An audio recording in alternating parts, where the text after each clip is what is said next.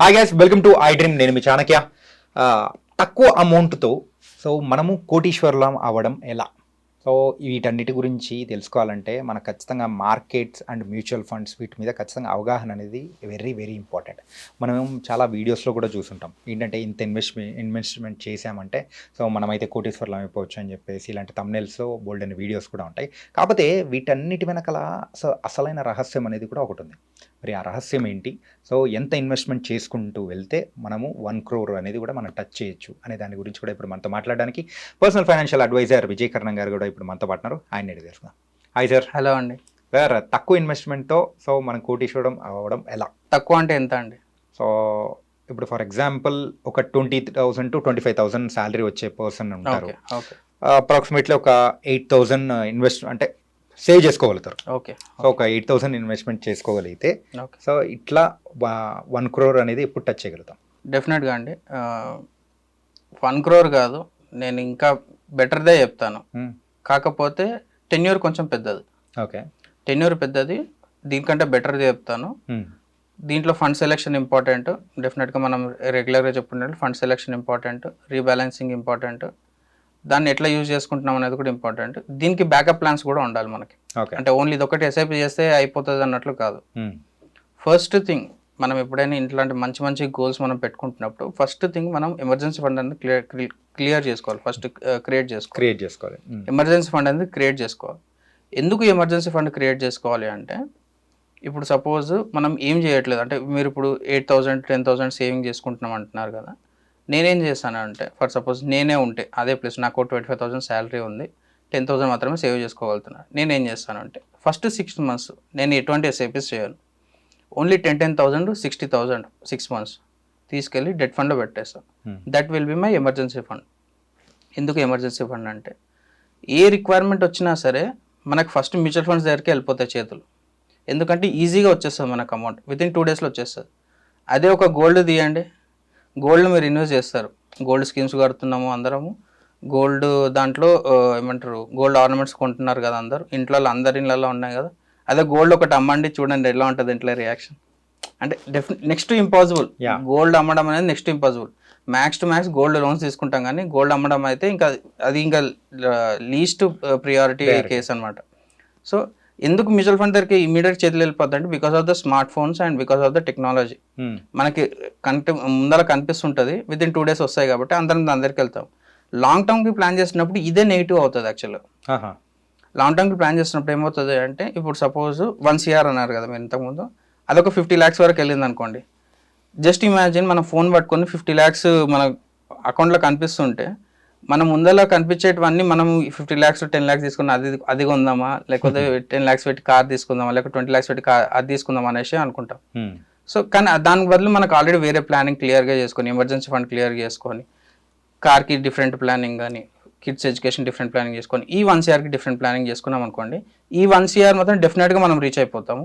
దానికి ప్యారలల్గా వేరేవి కూడా మనకు రీచ్ అయిపోతాము. సో ఎందుకు ఈ గోల్ ప్లానింగ్ అనేది అంత ఇంపార్టెంట్ అనమాట.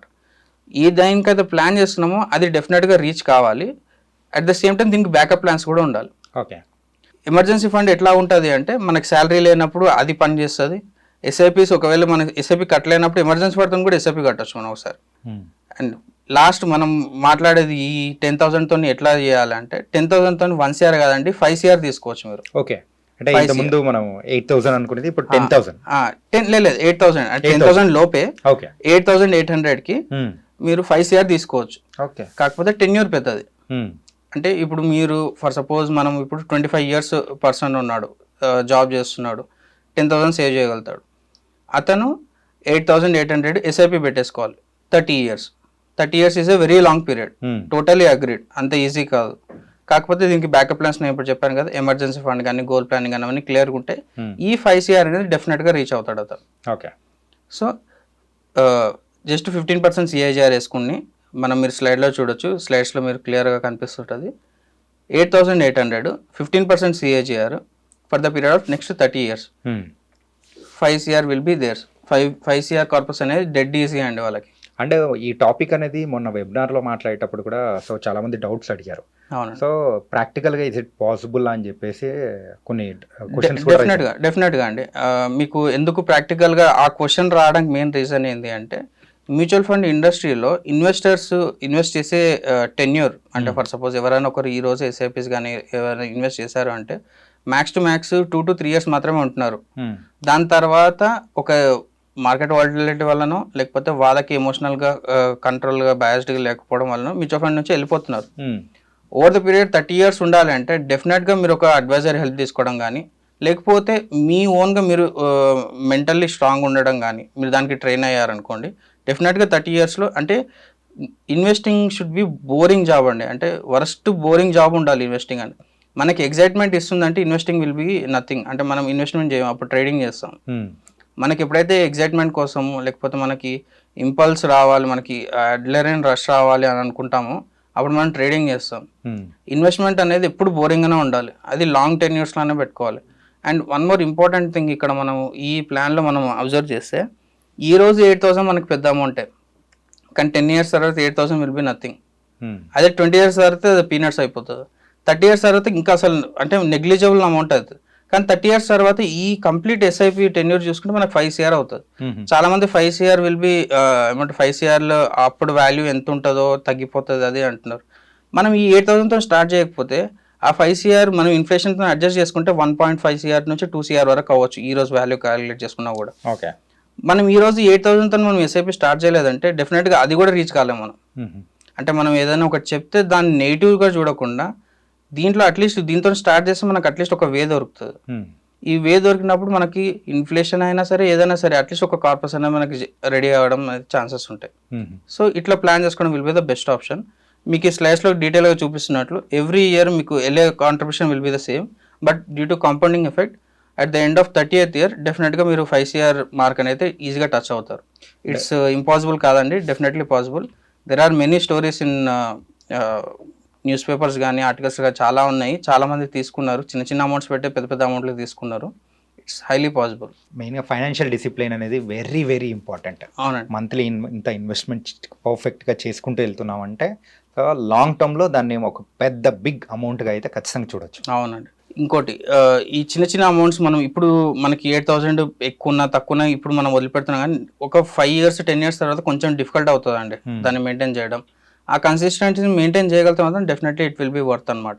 అండ్ తక్కువ ఇన్వెస్ట్మెంట్తో సో యూజువల్గా 5 crores చేయడం అనేది కూడా it was very nice. So మెయిన్గా middle class people and jobs చేసే వాళ్ళకి మాత్రం ఇది చాలా ఉపయోగపడుతుంది. డెఫినెట్గా అండి. అంటే ఇప్పుడు చాలామంది 30 yearsలో ఉన్న వాళ్ళు అంటే 25 నుంచి 35 years ఉన్న వాళ్ళు యంగ్స్టర్స్ చాలా స్ట్రెస్లో ఉంటారు. అంటే అట్లీస్ట్ ఒక 1 కోటి రూపాయలైనా మన లైఫ్ టైంలో సంపాదించగలుగుతాం అనుకుంటారు. అంటే ఒక తక్కువ ఎర్నింగ్స్ ఉన్న వాళ్ళు కొంచెం 30,000 20,000 10,000 ఉన్న వాళ్ళు అసలు ఒక 1 crore అని మనం సేవ్ చేయగలుగుతాం అనేసి చాలామంది డిప్రెషన్లో కూడా ఉంటారు. కొంతమంది ఇంకా అయిపోయింది ఇంక మనం ఏం చేయలేము అనుకుంటారు. కానీ చిన్న చిన్నగా స్టార్ట్ చేసుకోండి. అట్లీస్ట్ 500 rupees మీరు హ్యాబిట్ బిల్డింగ్ ఫామ్ చేసుకోండి. డెఫినెట్గా మీకు అమౌంట్ కాకపోయినా టైం మీకు కలిసి వస్తుంది. డెఫినెట్గా మీకు టైం అనేది మీకు కాంపౌండింగ్ ఎఫెక్ట్లో డెఫినెట్గా వర్క్ అవుతుంది. మనం లాస్ట్ వీడియోలో తెలుసుకున్నట్టుగా పర్సెంటేజ్ ఆఫ్ రిటర్న్ పక్కకు పెడితే పర్సెంటేజ్ ఆఫ్ ఇన్వెస్ట్మెంట్ పక్కకు పెడితే time will be the biggest factor for you. Okay, ఎంత ఎర్లీగా స్టార్ట్ చేస్తే that will be more beneficial అనమాట.